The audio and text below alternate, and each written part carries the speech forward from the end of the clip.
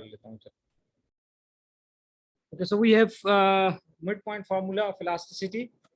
We have price here 4 and quantity demand 20. जब price जो है वो बढ़ जाती है 5 पे चली जाती है तो क्वांटिटी कम हो गई, यानी क्वांटिटी डिमांड हमारी कम हो गई 20 से 10 पे।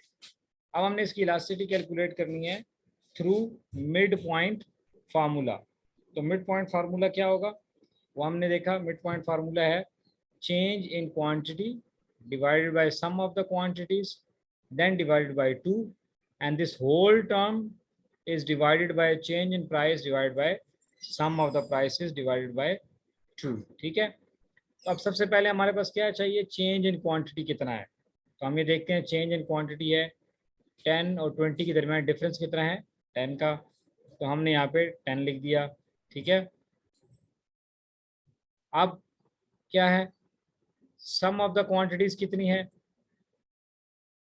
सम ऑफ द क्वांटिटीज है 20 प्लस 10। ठीक है, तो 20 प्लस 10 कितना हो गया 30, डिवाइडेड बाय 2 अपनी जगह पे लिख दिया। अच्छा, चेंज इन प्राइस कितना है, 4 और 5 के दरमियान कितना चेंज है, 1 का चेंज है, 1 का डिफरेंस है, तो वो 1 लिख दिया। सम ऑफ द प्राइसेस, इन दोनों को जमा कर लेंगे, 4 और 5 कितना हो गया 9। ठीक है, देन डिवाइडेड बाय 2 अपनी जगह पे आ गया। अब हम इसको आसान कर लेते हैं, 30 को 2 से डिवाइड कर लेते हैं तो 15 आ जाएगा, और 9 को 2 से डिवाइड किया तो 4.5 आ गया। ठीक है, अब क्या कर लेते हैं, पहले इसको डिवाइड कर लेते हैं, तो ये ऊपर का हमारे पास वैल्यू आ जाएगी ऊपर की, तो 10 डिवाइड बाई 15 ये आ गया 0.667, और 1 डिवाइड बाई 4.5 ये हमारे पास आ गया 0.222। तो इसको जब हम डिवाइड करते हैं तो हमारे पास आंसर आता है 3। Since answer is greater than 1, so what we say, it is more elastic. So if the question is that you need to calculate elasticity of demand by using the midpoint formula, so you are then supposed to use this formula for calculation of elasticity of demand. If it is mentioned that calculate the elasticity of demand by using percentage method or proportion method, so you can use those formulas which we have already discussed in the last class. And if nothing is mentioned, you are just asked to calculate the elasticity of demand, then it's up to you. You can choose any formula, whether you want to solve it through percentage method or proportion method or midpoint formula, the choice will be all yours. If it is not mentioned, right? If it is mentioned, then you are जो last में आया ये कैसे same formula। जी, ये जो 3 sir last में is equal to 3 आ रहा है, ये आपने किस आपकी आवाज नहीं आ रही मुझे, क्या कह रहे हैं सर? जो 3 आपने जो कैलकुलेट किया 3 इज इक्वल टू 3 आ रहा है, ये कैसे सर आपने किया है, जरा काइंडली बता दें, रिपीट करें। ये देखिए ना 0.667 को 0.22 से डिवाइड करें ना, इसको डिवाइड करें 0.667 को 22 से, मोबाइल पे करके देखें तो आंसर आपका तकरीबन 3 आ जाएगा। ठीक है, बेहतर बेहतर, ठीक है, ठीक हो गया। तो अब ये सिंस ग्रेटर देन 1 है तो हम इसे कहेंगे मोर इलास्टिक। ठीक है, इसी तरह इससे ही मिलता जुलता कॉन्सेप्ट है इनकम इलास्टिसिटी ऑफ डिमांड। ठीक है, तो इनकम इलास्टिसिटी ऑफ डिमांड में क्या होता है, वही फार्मूला है, कोई चेंज नहीं है, सिर्फ हम एक चेंज करेंगे कि वहां पे होता था, ये देखें वही change in quantity, sum of quantities divide by 2, यहाँ पे चेंज इन प्राइस के बजाय आ गया change in income. The rest of the entire procedure is same. अब इनकम इलास्टिसिटी ऑफ डिमांड का कॉन्सेप्ट क्या है, इनकम इलास्टिसिटी ऑफ डिमांड का कॉन्सेप्ट ये है कि हम क्या करते हैं कि हम ये करते हैं कि जी जब इनकम चेंज होती है तो उसकी वजह से डिमांड भी चेंज होती है, लेकिन इनकम के अंदर कितना चेंज आए कि उससे कितनी डिमांड में चेंज आ जाएगा, इसको हम कहते हैं income elasticity of demand. If other thing remain the constant, it is a degree of change in demand due to change in income of the consumer. अभी हमने पिछले चैप्टर में पढ़ा था इनकम डिमांड, तो ये वही है, बस उसकी हमने इलास्टिसिटी कैलकुलेट करनी है कि जब आप इनकम बढ़ गई तो आपकी डिमांड मुख्तलिफ चीज़ों की बढ़ जाती है। जी, किसी का सवाल है तो आप पूछें। Galaxy A32, you can ask the question.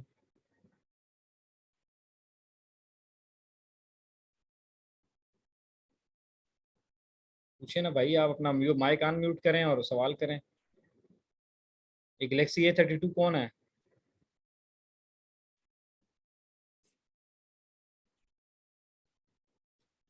ऐसे ही रेज हैंड किए हुए।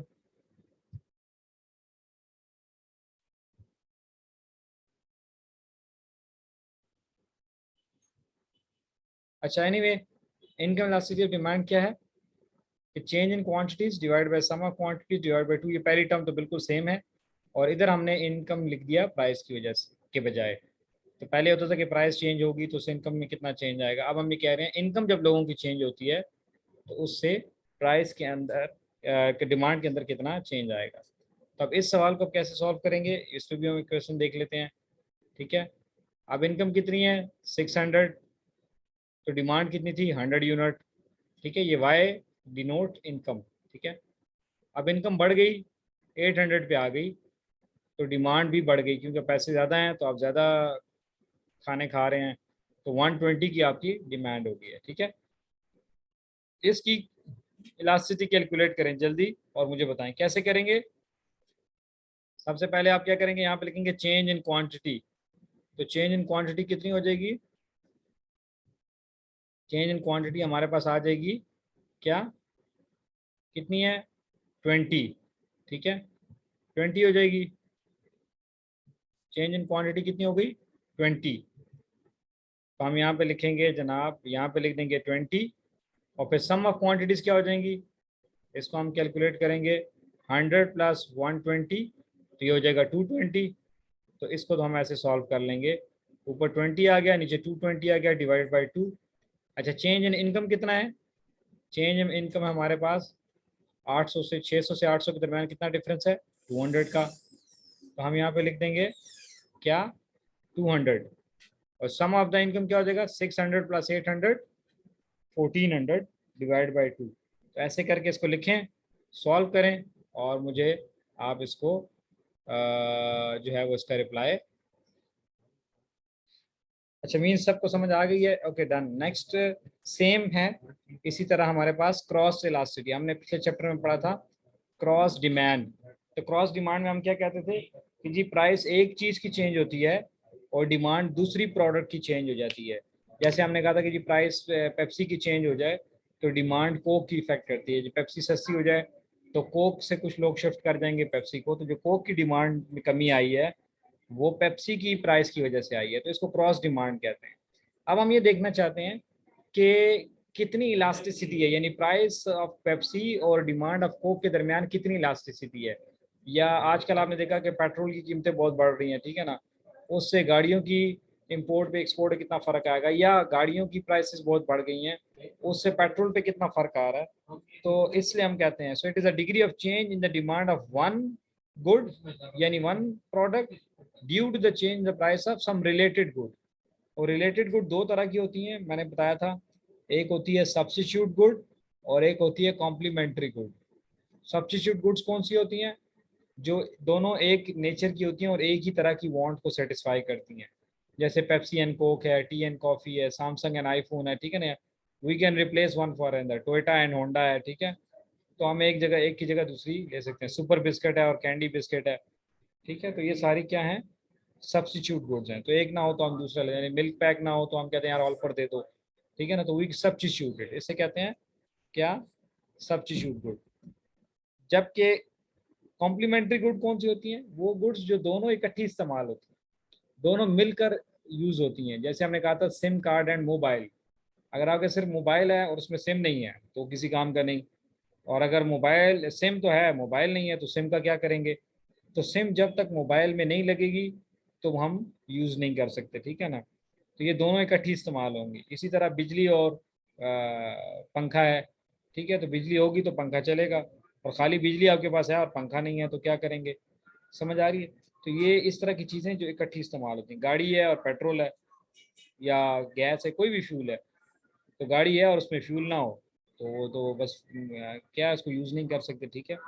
और फ्यूल है और गाड़ी नहीं है, दोनों चीज़ें जब इकट्ठी इस्तेमाल होती हैं तो हम इन्हें कहते हैं कॉम्प्लीमेंट्री गुड्स, ठीक है ना। फार्मूला वही है, इसमें कोई चेंज नहीं है, सिर्फ एक बात का ध्यान रखना है कि हमने क्वांटिटी एक गुड की लेनी है, यानी कोई एक गुड होगी, ठीक है ना, गुड ए फॉर एग्जांपल कोई भी चीज़ है, पेप्सी है कुछ भी है, तो हमने क्वांटिटी उसकी ले ली और प्राइस हमने दूसरी प्रोडक्ट की लेनी है बी, यानी कोई और। Let suppose change in the quantity of, A को हम कहते हैं पेप्सी और हम कहते हैं change in the price of Coke, तो उसको हमने बी कर दिया। ए बी का मतलब है कि एक दो अलग अलग प्रोडक्ट्स हैं, एक की प्राइस में चेंज आ रहा है और दूसरी की डिमांड में चेंज आ रहा है, ठीक है। बाकी आप देखें वही formula, change in quantity sum of quantity, change in price sum of price. सिर्फ इसमें ये फर्क है कि क्वांटिटी एक की चेंज हो रही है और प्राइस दूसरे की, ठीक है। ए और बी का बस इतना सा मतलब है, ठीक है, और कोई मतलब नहीं है। अब हम इसको देख लें, अब इसको भी सॉल्व कर लें, ठीक है। अब पहले हम सब्स्टिट्यूट गुड ले लेते हैं, ठीक है। अब चेंज इन प्राइस क्या हो जाएगी, ठीक है। अब देखें टी की प्राइस चेंज हो रही है, तो हमने क्या, P price of B, B हमने ले लिया जी। टी जो है ये हमारा बी प्रोडक्ट है, ठीक है, हमने ये इसकी प्राइस पे चेंज हो रहा है।